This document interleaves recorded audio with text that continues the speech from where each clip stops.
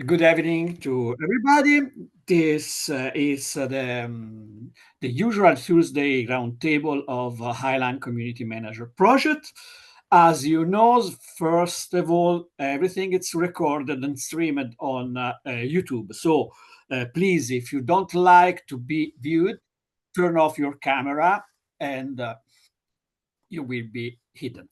So what's the HiComa roundtable? Now, this is the first question. HiComa, it's a training program founded from Erasmus Plus, and we are trying uh, to train professionals that will be capable to facilitate and to activate participatory processes on their areas.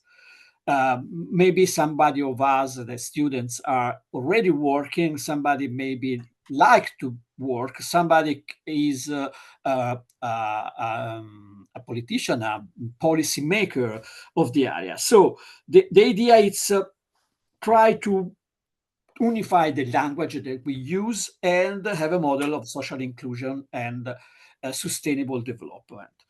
So the October focus will be is on youth engagement and social inclusion. It's the last month of our 5 month uh, working, and after the end, the last around the last key lesson will be the 24th of October. We start with the networking, okay, work. So the meeting between who maybe can be interested in the students and the students that are qualified. So today we are more centered in a thematic that's uh, about sorry, I have a problem here. I will correct. I will finish that after. So another thing that I have to say is that we open again the enrollment of new students, because until now everything was online and synchronous way.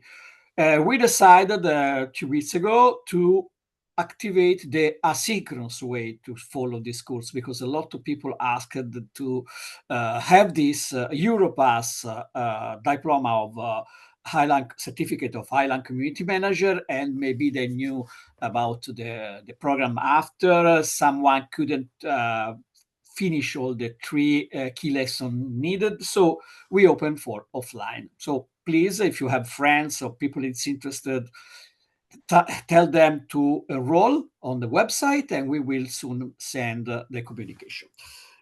Okay, so one important thing: the asynchronous participation should be completed before on the 2300 CEST of 20 of January 2026. Okay, now we start the real meeting. Uh, Today we are here with two important organizations and two important, very interesting speakers. We have Marco Bassi, that he comes from, it's a full professor of applied anthropology in University of Palermo. It's correct, really? Okay.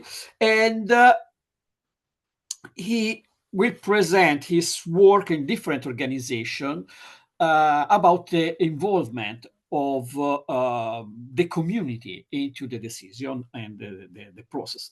From the other side, we have Lorenzo Ci, that it's a community organizer, facilitator, filmmaker. It's a co-founder of this organization, national organization. It's Transistor, transistor.city is the website, and they will explain and start to go more in details of these things that I just started. So first of all, I will give the floor to Marco Bassi, the anthropologist, because it's one of the you know that one of the thematics that are transversal of all this course is how social science are really important to the management of the internal highlight areas. And you have to know, I will add another things because all the morning I was speaking with people from this working with sea side.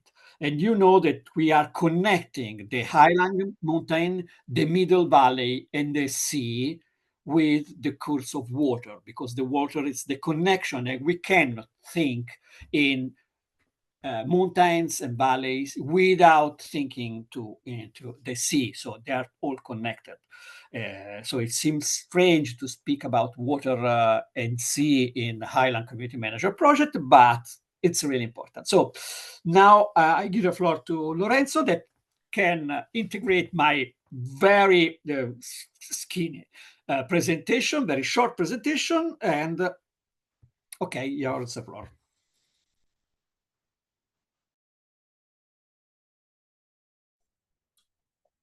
So I can start, isn't it? Okay, thank you, Fabio, for the opportunity to speak in this context and to have the chance to explain more about this international organization, which is called ICCA Consortium. May I share a screen?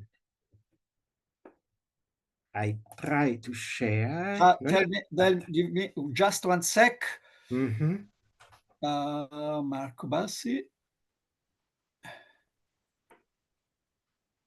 Perfect. Now you can. Okay. This is the website.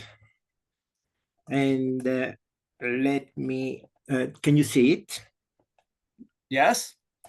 Wonderful. And let me explain, first of all, how this organization came to life. It was, the result of many years of advocacy by indigenous people and local communities in the context of international environmental treaties, especially the United Nations Convention on Biodiversity. And also, much of the work was facilitated on occasion of international events organized by the IUCN, International Union for Nature Conservation. So, what was the objective? People belonging to the communities themselves and indigenous peoples were attending the fora, the international fora, to claim that they've been traditionally being conserving biodiversity because it was part of their cultural way to relate to the territory. And they wanted, for this reason, to achieve some acknowledgement within the context of international policy on biodiversity conservation. I should also add that indigenous people had been active in this area for many, many years, especially concerned with the issue of rights, because quite often the indigenous people found themselves to be excluded from access to the natural resources because of the establishment of a national park. This problem is very serious in Asia, Africa, but it was also in Latin America and in America. So the result is that the communities who were actually managing in an excellent way the natural resources, and because of their action on the environment, on the ecosystem, those territories were recognized as being of high environmental value, and for this reason selected for conservation. And as a result of the process, by the action of the states, they found themselves out of the territory that they themselves built and constructed and conserved in an excellent manner. The other topic was, of course, Article 8J of the United Nations Convention on Biodiversity, protecting the indigenous knowledge. Okay, so what was really new in the attempt that started some 15, 20 years ago is the combination of indigenous rights, indigenous action, we may say, international action, with recognition that local communities too were doing the same type of conservation based on their own practice. And many of these communities at the beginning, especially at the beginnings, were pastoral communities, worthwhile pastoral community. So after a number of years, at some point, the movement, it was fully really a movement, decided to gain a legal status, and they registered the organization in Switzerland. Now I show you the website. You can just type ICCA Consortium. You find it's very huge. I don't show now the different section. You can do it yourself, but what I should explain is what this ICCA means. Okay, this is a combination, it's not an acronym, but is a way that became by tradition a way to express indigenous territories and community conserved areas. So the idea is exactly to build on the similarities of this. There are similarities. What are the similarities? The similarities are the three main elements that qualify what internationally came after many years of advocacy, came to be recognized as an ICCA. So it is the existence of a people, local community or indigenous people, a territory which is strongly associated to these people. The territory itself is a source of livelihoods, but also source of identity for that community.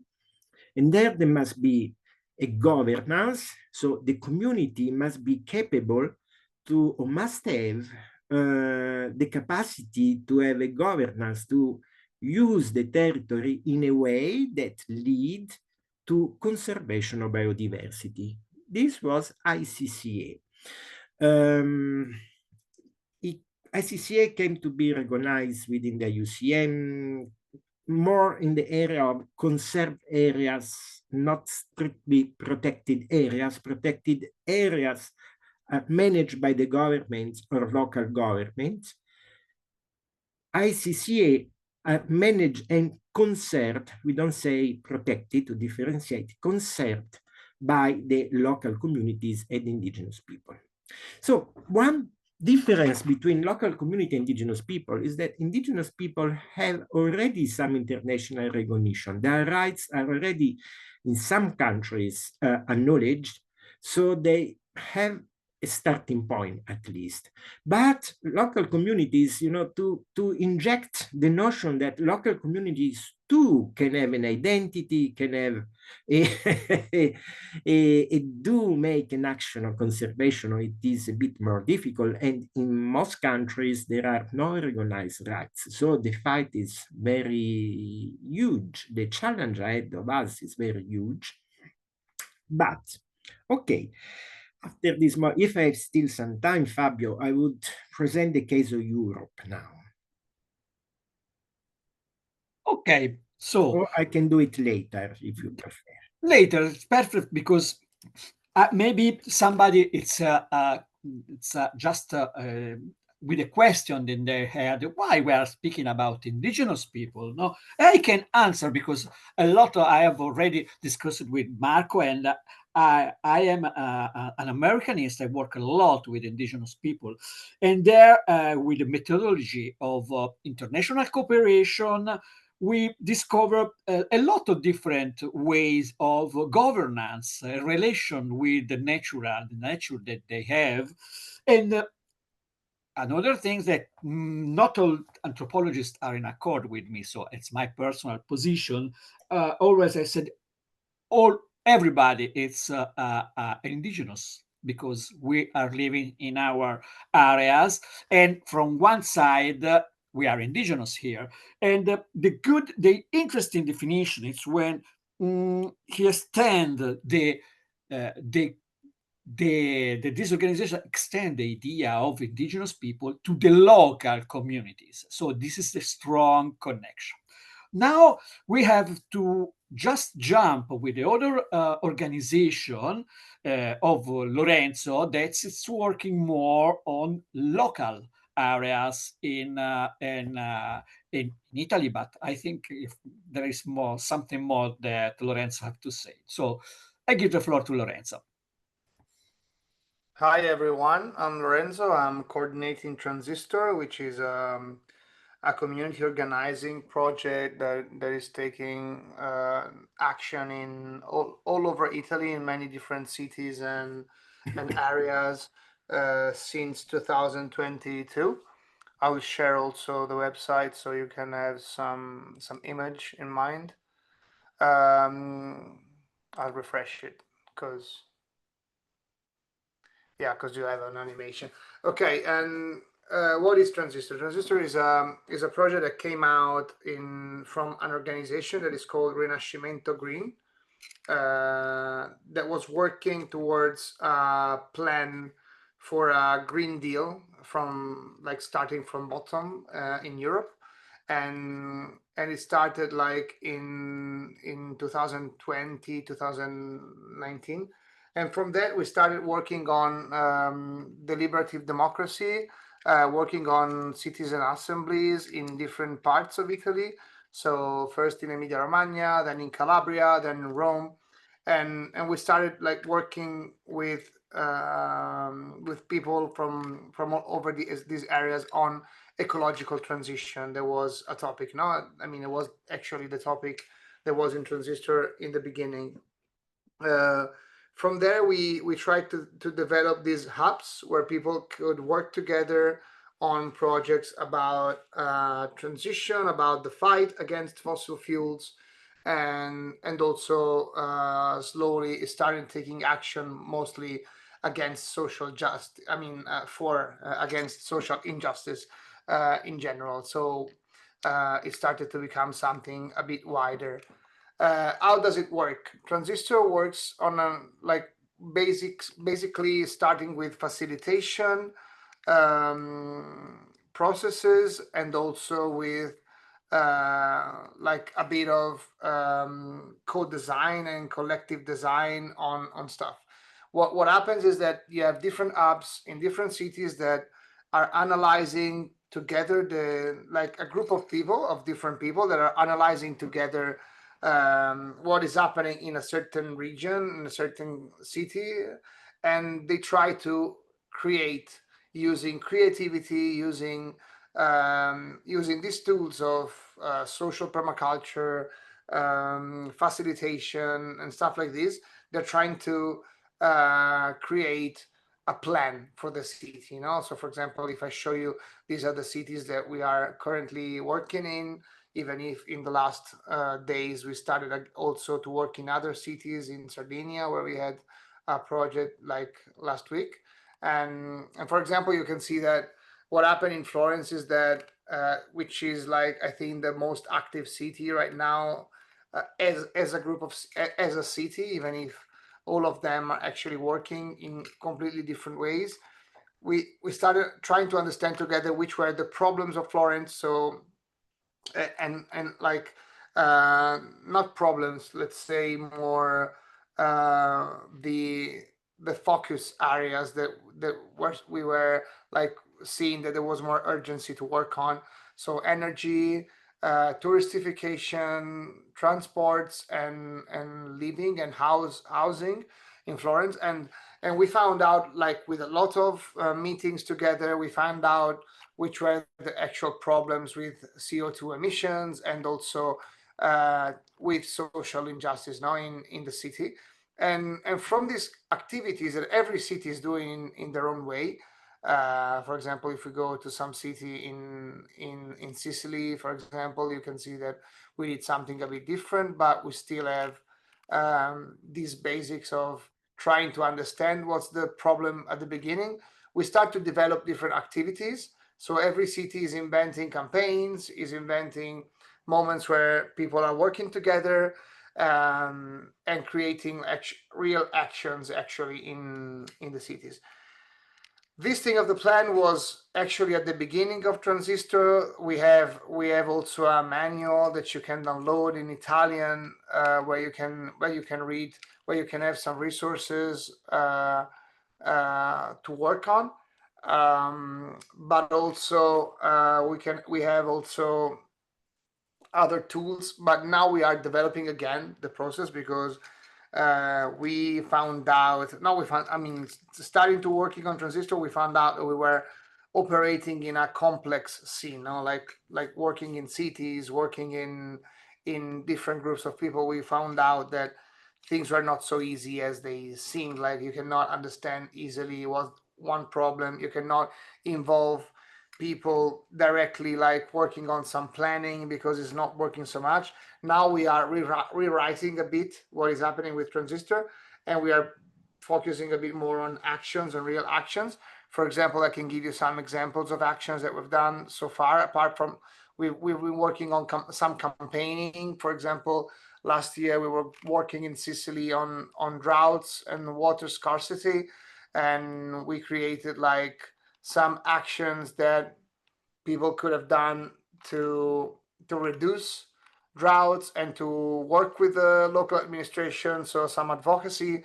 So we were giving like these 10 ideas on what they should have done, like starting from personal actions and advocacy actions. This was a campaign. Then we were working on waste incineration. Okay, this is going a bit slow, but we were working on waste incineration and the problems connecting to CO2.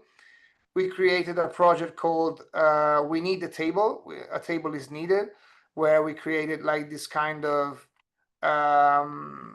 like table game where people could discuss together about fossil fuels, and this was happening all over in different cities in Italy.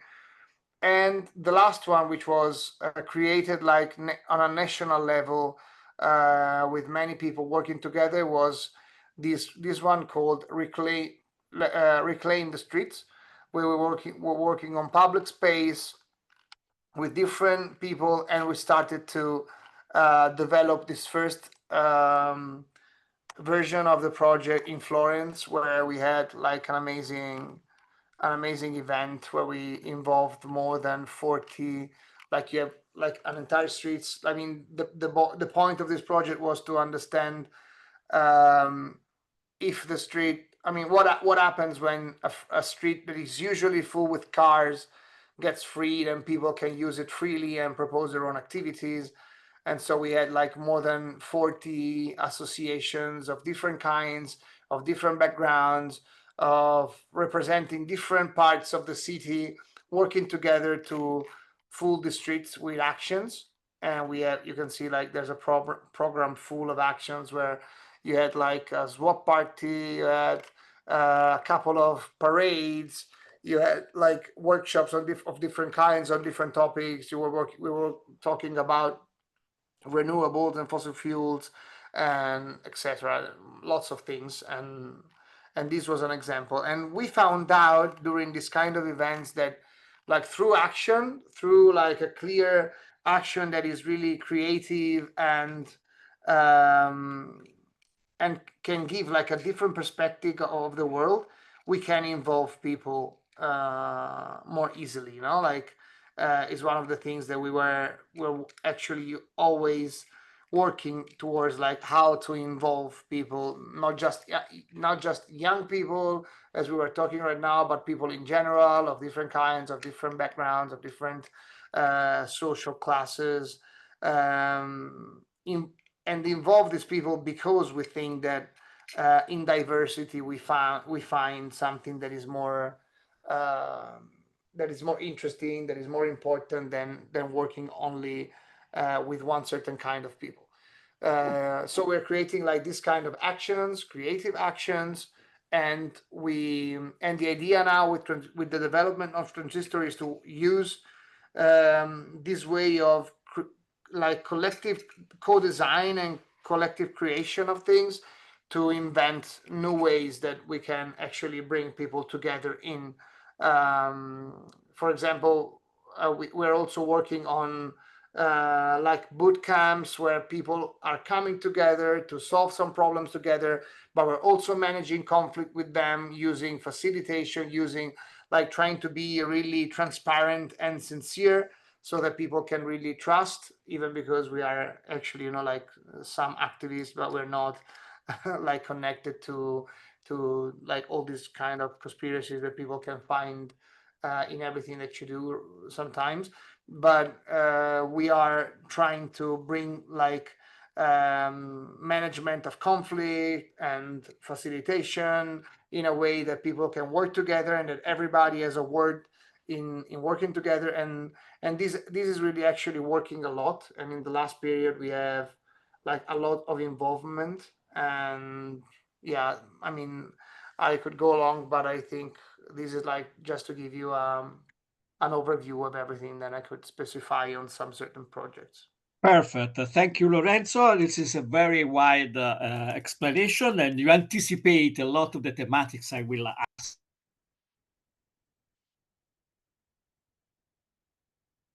We cannot hear you. You close your microphone. Yes, sorry. Thank you very much. Thanks, Lorenzo, because you anticipate a lot of questions that I will put on the table in the next rounds. But it's interesting because now we have a real complete idea of the organization. No, so in the next. I will give to in a minute a floor to Marco that he can go on and finish his explanation about his localization in Europe. But it's important that now we start to move to connect with the thematic of this month. It's how your vision or your really interesting organization and very dense activities you organize and are connected with young people. So after that, Marco finishes his explanation of the organization, we start to move to this question. So I asked to Marco to end with this beginning, So how it's related all these with young people and inclusivity thematics. No, that's really important. So Marco, you have Thank you, Fabio. your time to finish. Okay, and somehow to come in a contradictory answer because we have a youth counselor, a youth section at the global level that is specifically promoting the involvement of the youth in the idea of this community conservation. This is what we are talking about. Somehow in Europe, this time in this organization, Europe is behind in the sense that we are organizing ourselves. And but let me explain a little bit about Europe, and I will explain what the problem is. So basically, when we come to Europe and we apply the general notion to Europe, then we found out over the years in Spain, in Italy, in many countries, not all, some countries, we found out that what we have more similar to indigenous people in Europe is the commons, which is land managed commonly owned by a local community, most likely in the Alps, most of them, the most famous are in the Alps, Regole of Cortina, Magnifica Comunità di Fiemme, many regole in Veneto, ASUC in Trentino, università agrarie nel Lazio, in central Italy, and Umbria too, and so on. So when we come to this reality, commonly owned and managed land by a community, we are basically talking about area, internal area, mountain area that are facing the problem of the population. So one of the problems that have been self-identified by the people involved in this organization, in this work, is the difficulty to replace the old generation who was actually taking action and working even in the mountains with the youth. This is a big challenge. So if I may answer, we cannot, within the strict framework we are adopting, solve the fact that the youth are not anymore in the internal areas of Italy. So we need something more. We need a broader approach. Obviously, as an organization, we focus and we specialize on some aspects. But we have to do to work in network. We have to expand our activity network. And but there is one key concept. I want to say that there is one key concept because as we work on the notion of commons and on the notion of common action, we focus on the fact that the purpose of managing the environment as a common is not making a profit, because these organizations, even when they are legally recognized as they are in Italy, they cannot divide the profit. They can only reinvest any eventual profit into the territory itself for the community, like giving scholarship, maintaining some rural roads, or things of this kind. So what we came to the conclusion that what we are dealing with when we speak about common property, we are dealing with intergenerational property. And in that sense, the youth are the key beneficiaries of this way to relate to the territory. And I see, then we can see there the potential. We are doing all this for the next generation, is intergenerational property. And let me add that in Italy, we have one of the more progressive law on commons, and we add this usi civici. If you want, I can explain later what this means. But we call this law is a law made in 2017 on domini collettivi, collective domains, and this law explicitly qualified collective domains as being intergenerational properties managed in an intergenerational perspective for the future generation. Is directly within the law, which also qualified the entire existence of these domini collettivi and promote the domini collettivi. The region should support the processes that lead communities that are not strong enough to organize themselves to do it properly, to establish a way to use the environment, conserve the environment for the benefit of the future and of the next generation of everybody. And by saying this for everybody, I want to conclude by focusing on the fact that after a few years of work at the global level, the organization who were calling these territories plus community that takes care of the territory, we changed the name. ICCA is too technical, is derived from the fact that we were talking to people, technicians dealing with the protection of the environment, of biodiversity, but we have chosen a broader concept, which is territories of life, because what we wanted to stress the fact that the territory is the wealth of the community, local community living there, gives life in many sense, identity,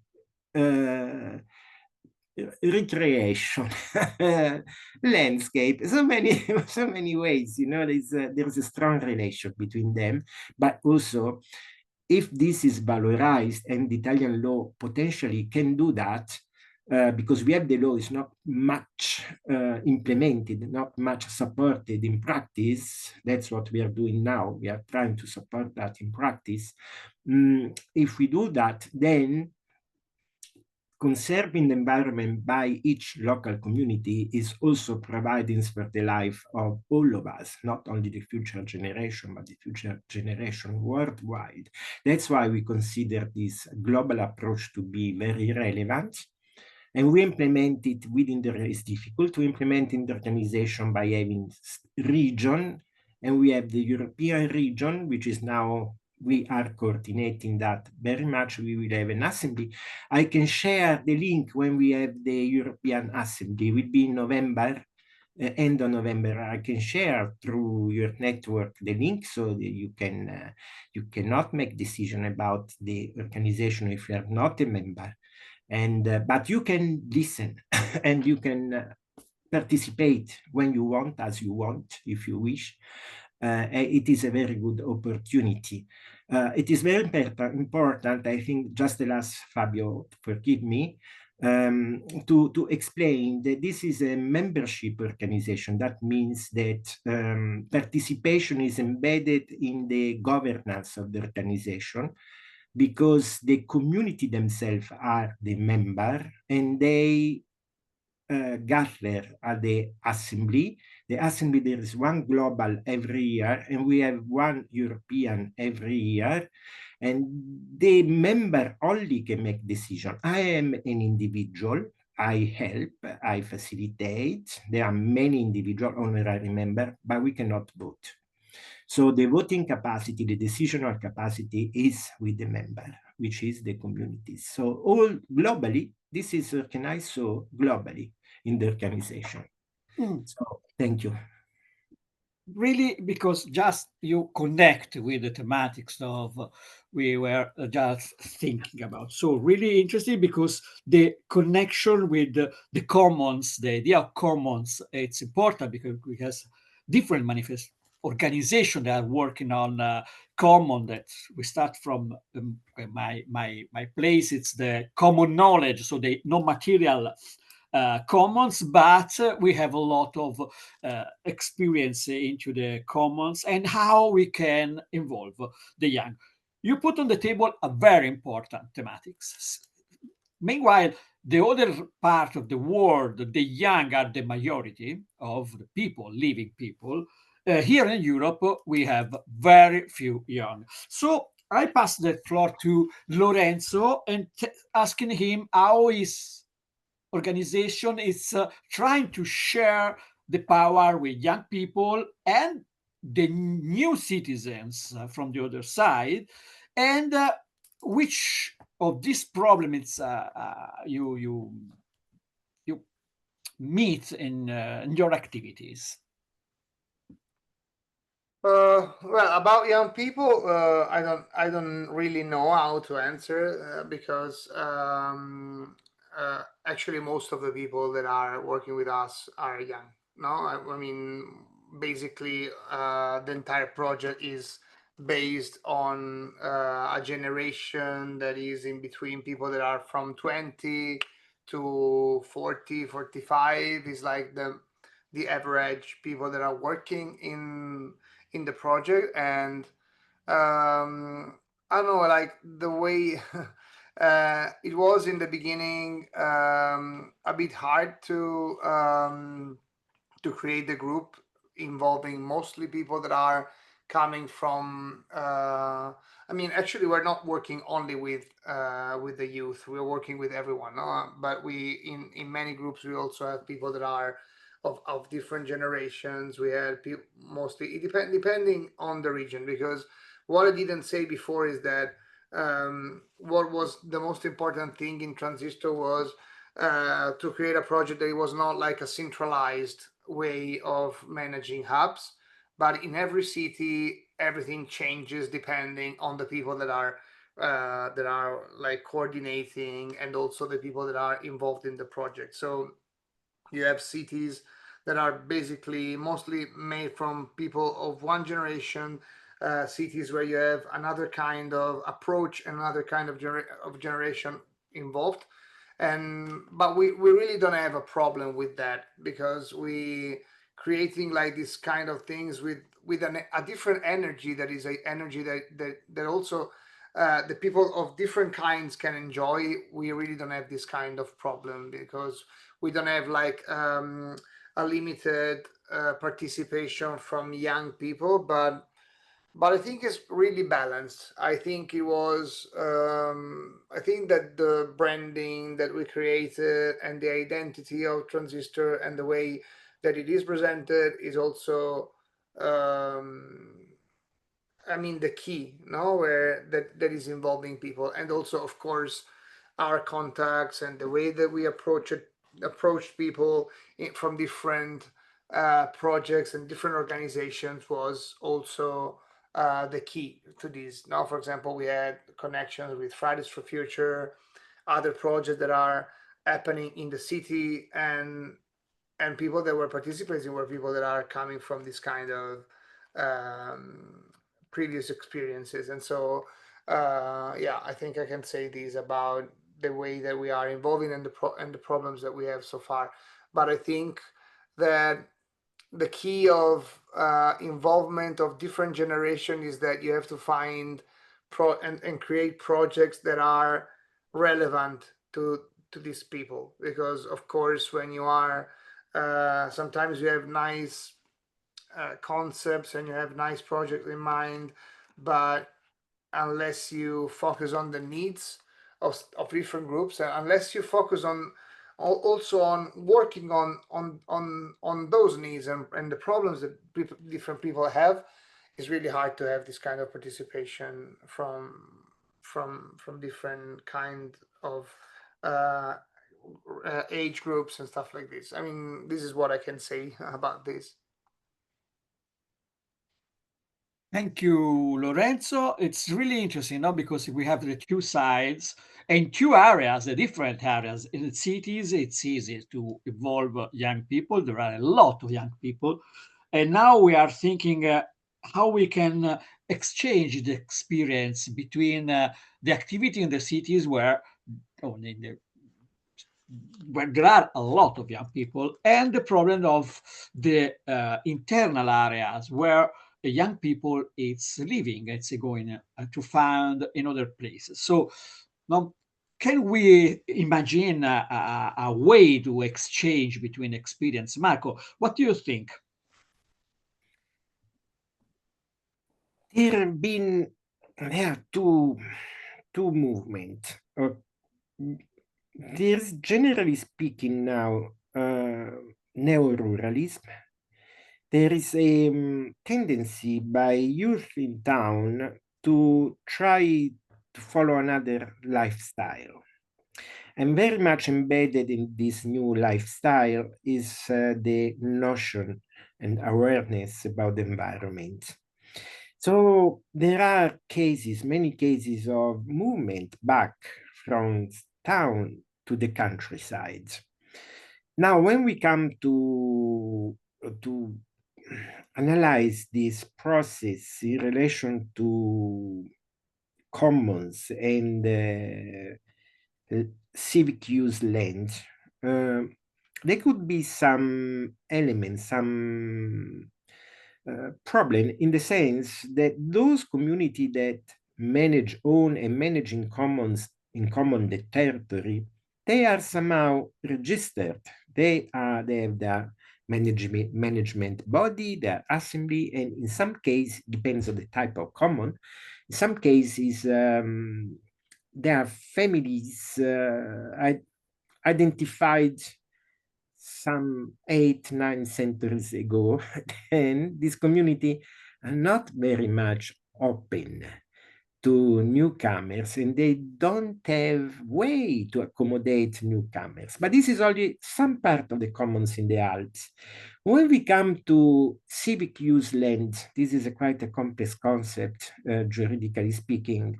but they are not very much managed. It's only the customary right to take the woods for fire, to go to use the pasture and this. Well, when we come to that, it is residence in a locality that matter. So in that case, we can really think that there is a possibility to establish a management, to establish a organization that can organize the use of the land in a structured, ordered way in common.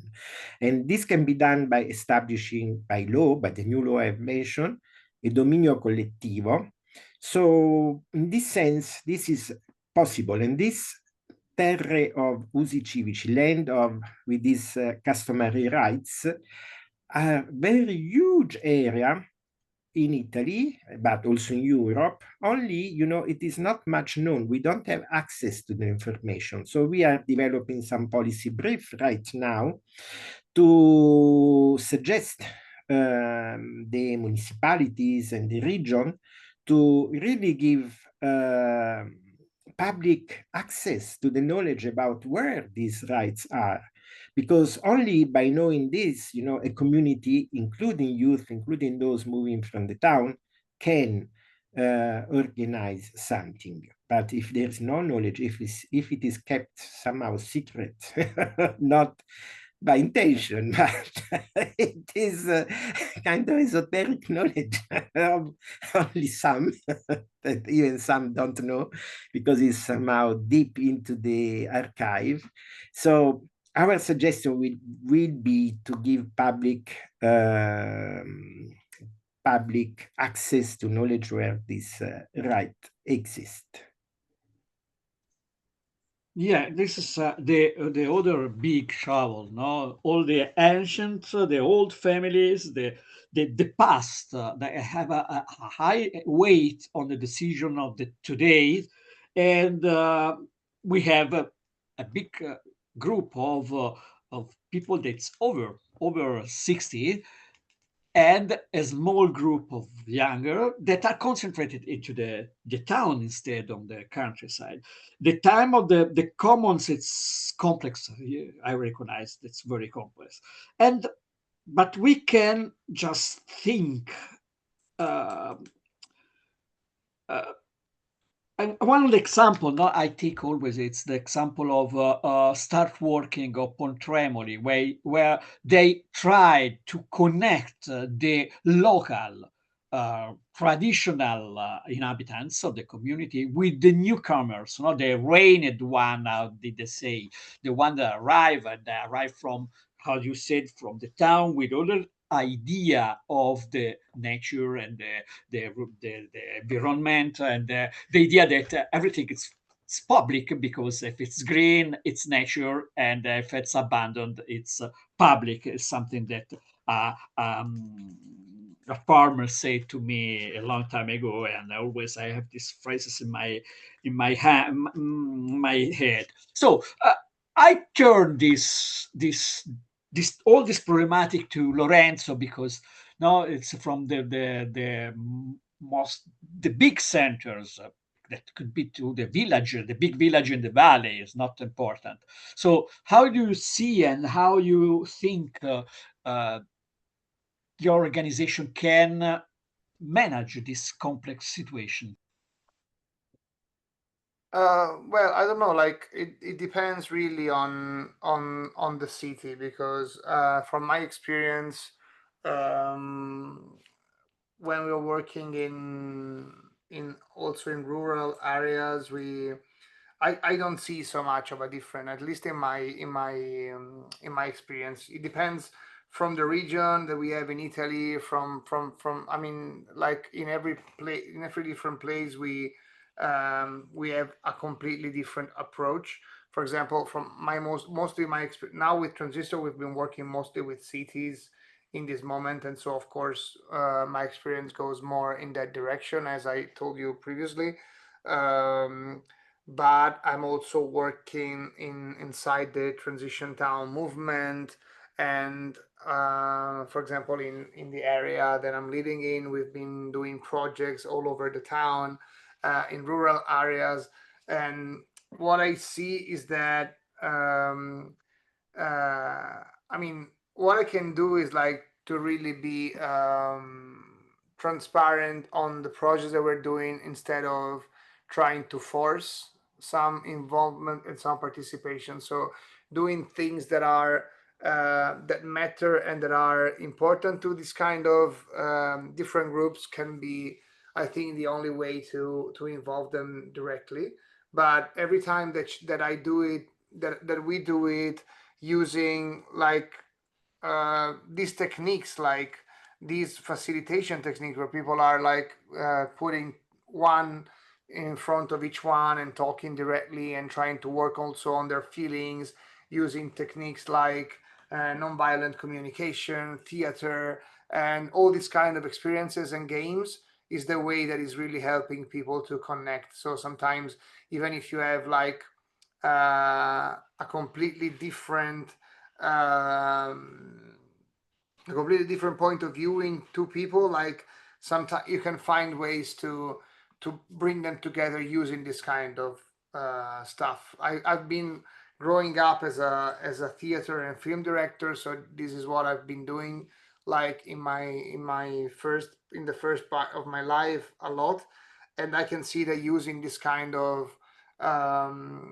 processes where people are put together and they have some common objective and they have some gaming experience where they're also able to express their own feelings and thoughts.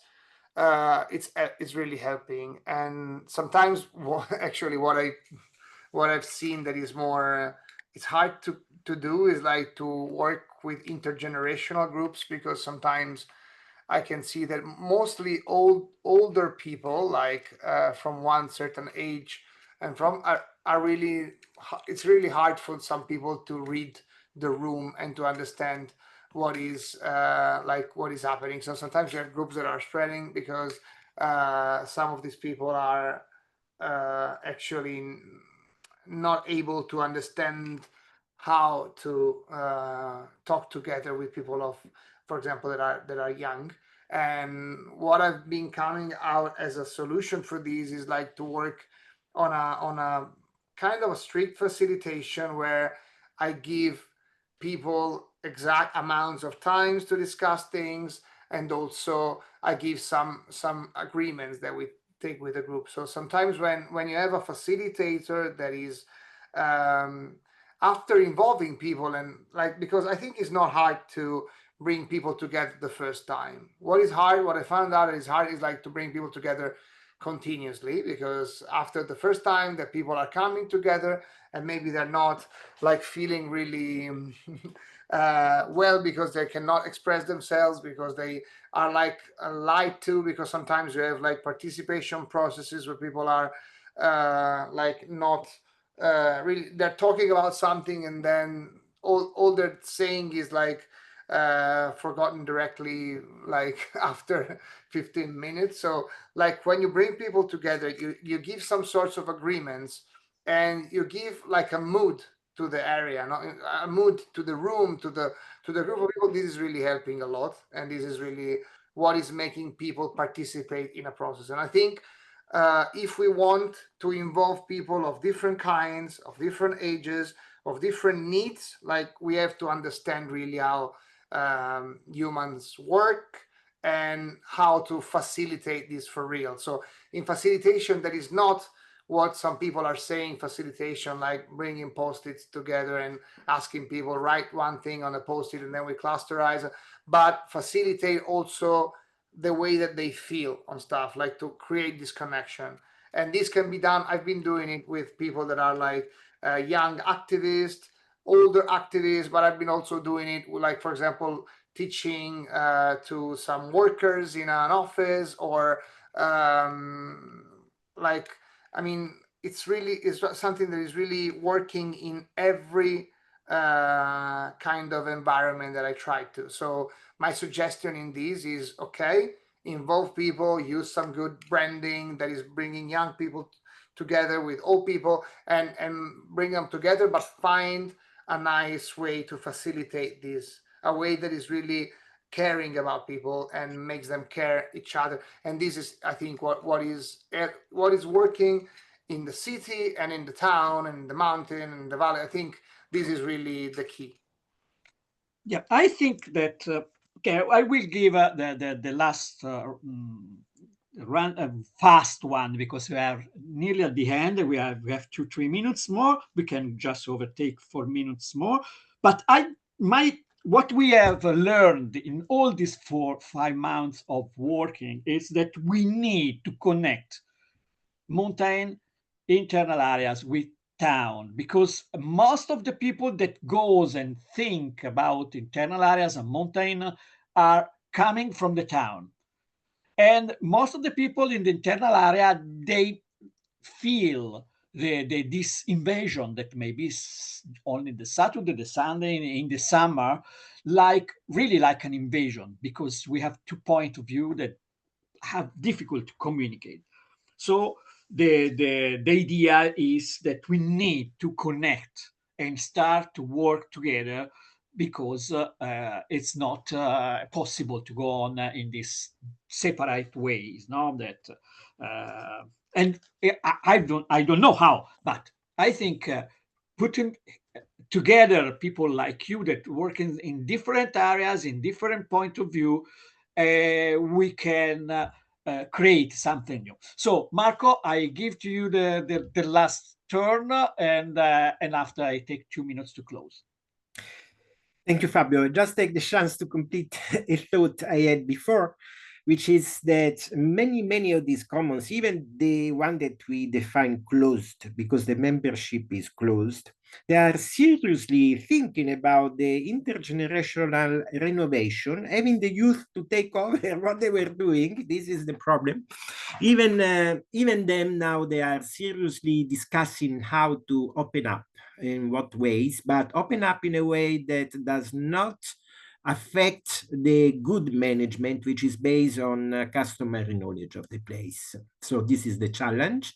And this, of course, the techniques Lorenzo was speaking about to facilitate the communication would definitely work in that context. And in other contexts, it is already open in the sense that after 2 or 5 years, they are part of the local community, but they have to be there for 2 or 5 years. They have to become acquainted with the atmosphere, the soul, the spirit of the place. So thank you. Okay, just you are speaking about challenges. So, Lorenzo, in 30 seconds, the challenge that you are in this that you have in front of you now. Is what I was saying before, is like how to find a way to involve people, but also keep them working together in the long run. So try to understand how, like, a first enthusiasm going into the involvement and the nice project can work with the sustainability, of the actions. This, I think, is like the real key challenge that I'm facing all the time. Perfect, because these are the common challenge of every project. Now we start with a lot of enthusiasm, and suddenly the participation is going low and low and low, and there is something that's not working. And a lot of time we are just driving a bus with all the curtains closed, because we have no monitoring, because the monitoring, it's expensive for a lot of people. And when you put the monitoring, you said, okay, no, it's not important. We know what are we doing. And it's not. It's like running in a bus all together. And sometimes to the driver has curtains closed, so we don't see the risk of the road of that bench. But well, so it's fast, but it's really interesting. This is the objective, to leave a lot of question open, no? And thank you very much to both of you, because you put a lot of of question on the table and things that together we have to solve. And it's not easy. It's not to do in tomorrow, but I think we like all of you, because you are working, all of you, in things to try to go on. I think together we can. And so just the final transition. I remember that this project is, I have to say goodbye to everybody. This project is a collective construction. So please don't feel that there are some listener and just speakers, because you can participate, you can write question, you can try to interact more. But anyway, I remember to who is now that we always is now open again the enrollment of students, because we will give the Europass Highland Community Manager certificate even to the ones that couldn't follow all the online roundtable and key lesson. And it's possible to follow offline in asynchronous way. Just have to be completed by the 20th of January. And we will send a mail and a communication to all the registered people. So please tell to friends, tell to who you think it's interested in in these thematics to enroll. And all this roundtable and key lesson are registered and are on the learning platform, so you can find everything there with synthesis, with automatic translation in all the language you like. Well, not everything, but like 43, so it's enough for cover more or less everybody. And I forgot to say that there is a community on WhatsApp. So I will send just now the link. Always I forget this link, sorry. Just a second, I will close. Be ready to copy and paste, eccolo qui, here the community, because there it's like something fast to communicate. And there is in the community, there is too a space to exchange, to chat, to make questions. So who is using WhatsApp can use this, or you can use mail. So again, thank you very much, Marco Bassi. Thank you very much, Lorenzo Ci, because you gave a very big help, and you bring your knowledge, you share your knowledge. And as I say, when you share your knowledge, knowledge is something that multiplicate all the time that we share. It's the only good that multiplicate sharing it. So have a good night, and see you the next Tuesday. And remember that the last key lesson will be the Saturday, not the last one, because it's the 3rd of November, but the 24th. Bye. Good night.